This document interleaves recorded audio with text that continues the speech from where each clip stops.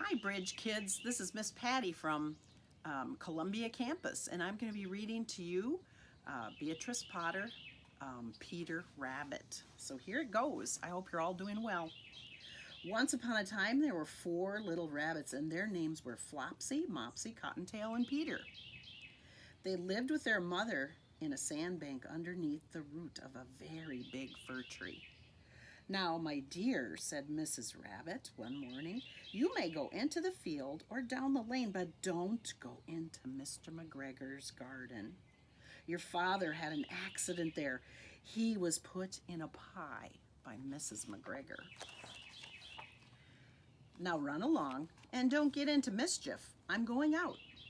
Then old Mrs. Rabbit took a basket and her umbrella and went through the wood to the baker's. She bought a loaf of brown bread and 5 currant buns. Flopsy, Mopsy, and Cottontail, who were good little bunnies, went down the lane to gather blackberries. But Peter, who was a very naughty bunny, ran straight away to Mr. McGregor's garden and squeezed under the gate. First he ate some lettuces and some French beans, and then he ate some radishes. And then, feeling rather sick, he went to look for some parsley. But round the end of the cucumber frame, whom should he meet but Mr. McGregor? Mr. McGregor was on his hands and knees planting out young cabbages, but he jumped up and ran after Peter, waving a rake and calling out, "Stop, thief!" Peter was most dreadfully frightened, and he rushed all over the garden, for he had forgotten the way back to the gate. He lost one of his shoes among the cabbages and the other shoe amongst the potatoes.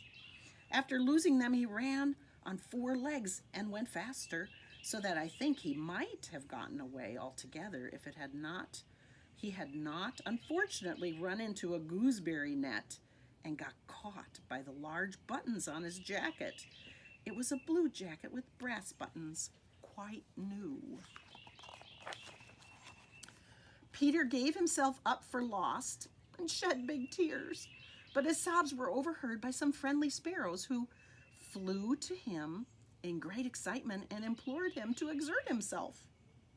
Mr. McGregor came up with a sieve, which he intended to pop upon the top of Peter, but Peter wriggled out just in time, leaving his jacket behind him.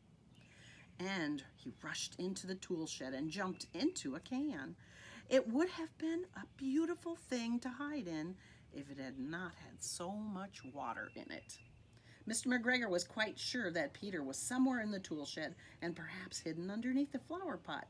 He began to turn them over carefully, looking under each. Presently Peter sneezed. "Ka-choo!"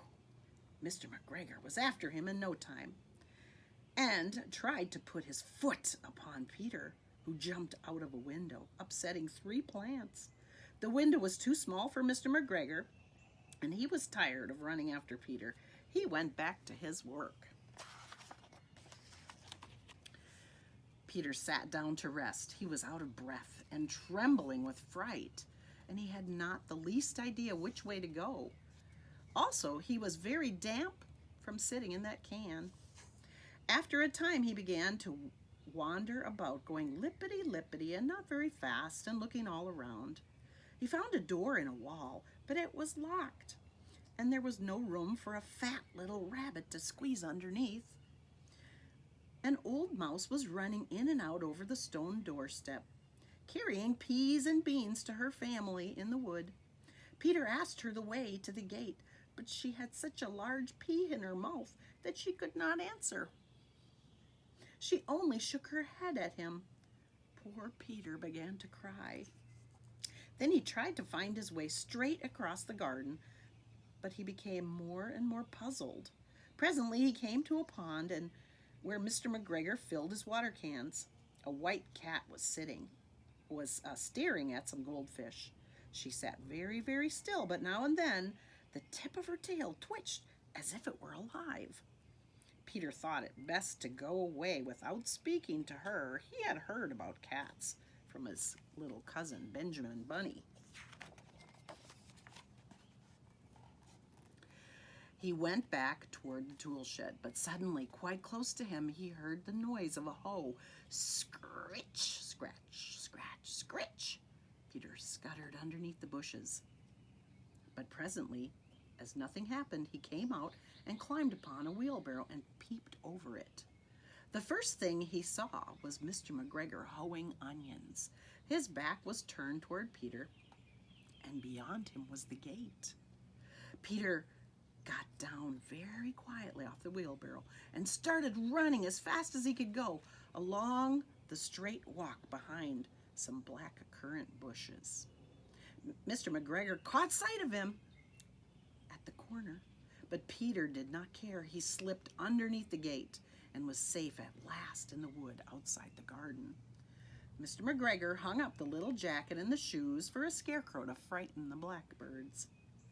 Peter never stopped running or looked behind him till he got home to the big fir tree.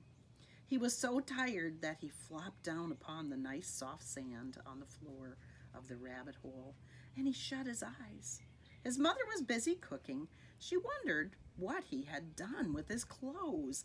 It was the second little jacket and pair of shoes that Peter had lost in a fortnight.